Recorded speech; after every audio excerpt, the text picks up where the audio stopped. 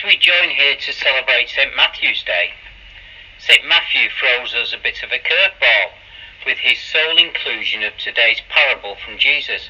The story tells us about a rather eccentric landowner and his unusual rates of pay for his labourers.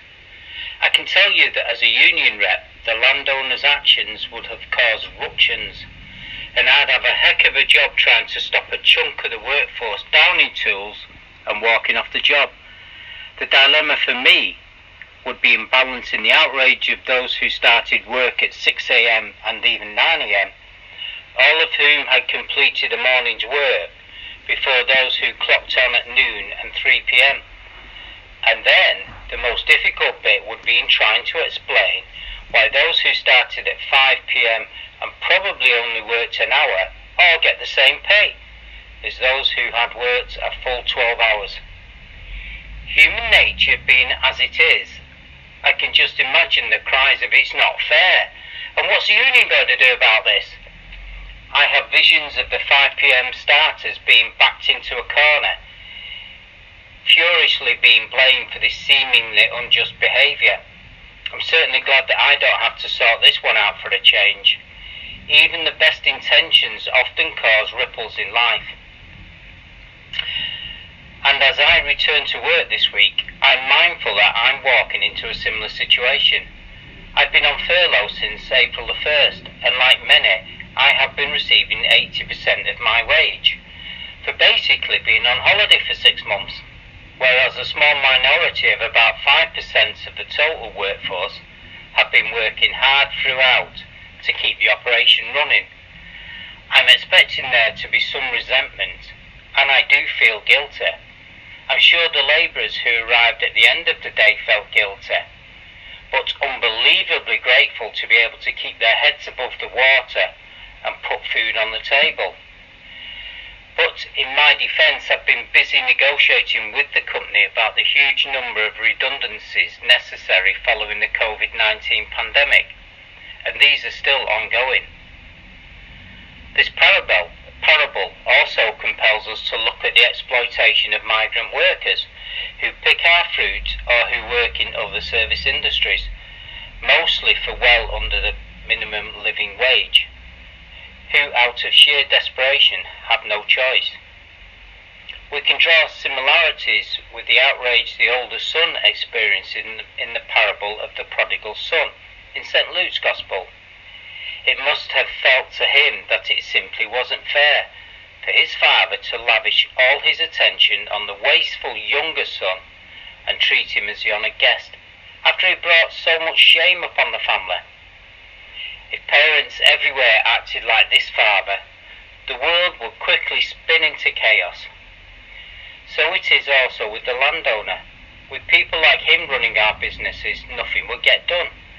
Both the father and the landowner appear to enable inappropriate behaviour. They're strange models of parenting and of vineyard management, but in what way exactly are they models? We also need to look at the placing of this parable in the larger narrative. For example, in the preceding story of the rich young man in chapter 19, Peter claimed, "We have left everything and followed you." This kind of dedicated service to Jesus will reap a reward. But these rewards are not just for the immediate disciples, but for all who have followed, since many who are first will be last. In like manner, in this week's story, special privileges were downplayed. Human nature dictates that we will always seek to be better treated or better acknowledged for our service or dedication than our peers.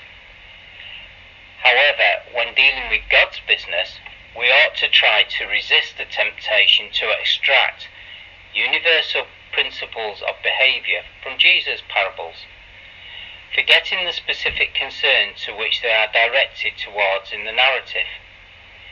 In this case, the attentive of a vineyard, or what kind of wage should I expect as a vineyard worker? In fact, Jesus is hardly ever asked a question at all. He's been teaching about the kingdom of heaven for quite some time, and in describing the kingdom to his disciples, He needs to use human categories and analogies. It's like this, and it's like that. No single parable, not even all the parables, can fully capture the kingdom of heaven for us. But we can learn something about it if we listen carefully. Since this parable speaks to the nature of Jesus' kingdom, we must resist pushing the analogy too far. We mustn't force it to fit into what we already know or assume to know about the way the world works. In fact, if the parable is about Jesus' kingdom, then it's really not at all about reimbursement or fair wages. The principles we normally associate with hired labour. It's rather about a gracious and undeserving gift. It's about what Jesus brings to the world and how he transforms it. After all, who is Jesus and what is his ministry, if not a gracious transformation, a divine reclamation of the world? Our modern capitalist impulses will lead us to think that the labourers are providing a mutual service to the landowner. And it may be that Matthew's first hearers were tempted, at least initially, to think the same. In our cynical moments, we're prone to reduce human interactions to self-interest. If this is real economic exchange, then there's something in it for the landowner as well. But Jesus' parable is not about a landowner looking for help from others, as much as it's about a landowner who helps the others. More to the point, it's about a landowner who sweeps up idle and therefore lost people and gives them a purpose. Indeed, given that this is a parable about Jesus' kingdom, what we're talking about here is the purpose we've been looking for, or avoiding, all along, God's purpose for us. So there's absolutely no room for questioning the landowner's rationale for payment. Am I not allowed to do what I choose with what belongs to me? Or are you envious because I'm generous? How easy it is to forget over the course of the day that every good thing comes to us as a gracious gift from God, and God is not required or compelled to create us, much less pull us out of our estranged relationship with him. Within the narrative, Jesus seems to be defending his inclusion of those traditionally deemed unworthy of the kingdom, such as tax collectors and sinners. Outside the narrative, Matthew may also be defending the recent influx of gentle converts into a predominantly Jewish Christianity. In both cases, the point is that fewer hours clocked up serving the Lord does not lessen our status as a labourer, either now or in eternity. It really doesn't matter if we came to the Lord from the cradle, youth, middle age, or in the twilight of our life. The gift is the same for all. The logic of the worker's complaint will be sure to surface anywhere God's grace disrupts our sense of just recompense, such as new church members taking leadership positions too quickly, someone sulking over a lack of sufficient recognition, failure to accept a repentant sinner. Faced with God's boundless love for the world, especially when it is lavished upon others, we reveal whether we view our own labour as a gift from God, or as a benefit to God, as the joyful fulfilment of our created purpose, or as a mere endurance of scorching heat. Jesus' primary aim is to reveal God's love for us all, and if this pandemic has taught us anything, it's that we are all connected.